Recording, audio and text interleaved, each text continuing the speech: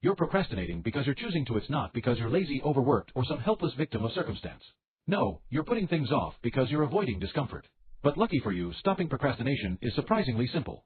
You just don't want to hear it because the truth isn't comfortable. But if you're serious about getting out of your own way, this is going to change your life. First, let's call procrastination why you procrastinate. What it really is: avoidance. You're dodging something, be it fear, boredom, or effort. The task you're doing feels too hard, too tedious, or maybe you're just scared you'll fail. But the thing is, putting it off doesn't make it go away, it just builds pressure.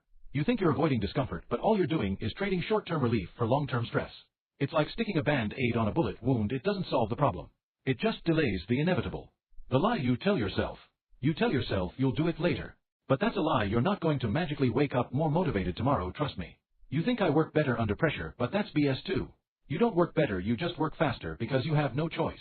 In the result, quality often suffers because the truth is you're not waiting for the right time.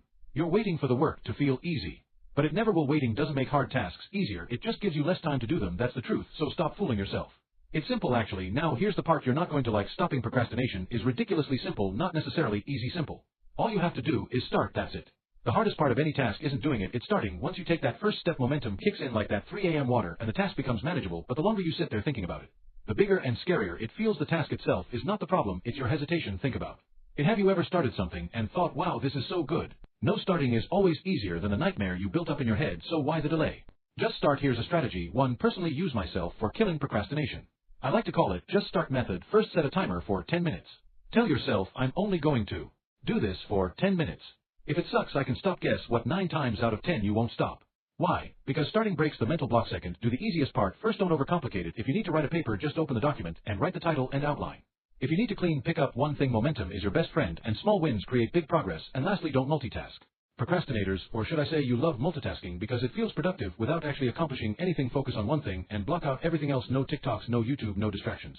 But let's address your excuses, because I know they're coming. I don't have time. No, you do. You're just wasting it scrolling on your phone or binge watching Netflix. Everyone has the same 24 hours. It's about how you use them. I don't feel motivated. Guess what again? Motivation is a scam. It's fleeting and unreliable. Stop waiting to feel like doing the work. Discipline gets the job done, not motivation.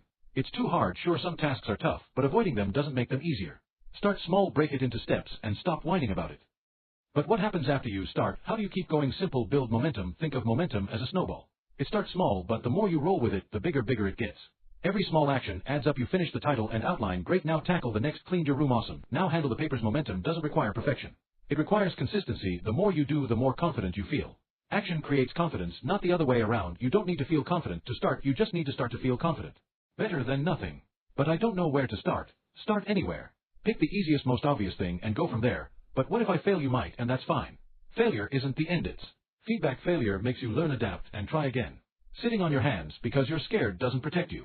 It just keeps you stuck. Stopping. It's a habit. Procrastination is a habit, not a one-time thing, and habits are built through repetition. Start by tackling the hardest thing first every morning. This is called eating the frog, and it works because once the hardest task is out of the way, everything else feels easier. But as I said, you can always do the easiest part first. Set clear deadlines for everything. Open-ended tasks breed procrastination, and of course, reward yourself. After completing tasks, your brain loves dopamine. So give it a reason to associate finishing tasks with pleasure. I'm going to be brutally honest, the truth with you: nobody's coming to save you. Your boss, your parents, your friends, they're not going to swoop in and force you to get your act together. It's on you. Every time you procrastinate, you're choosing short-term comfort over long-term success, and that's the real tragedy. Remember that. But the good news is you have a choice. Every second you waste is a second you could spend building the life you want, so stop waiting for motivation, clarity, or a sign. The only sign you need is this video. Get up and start.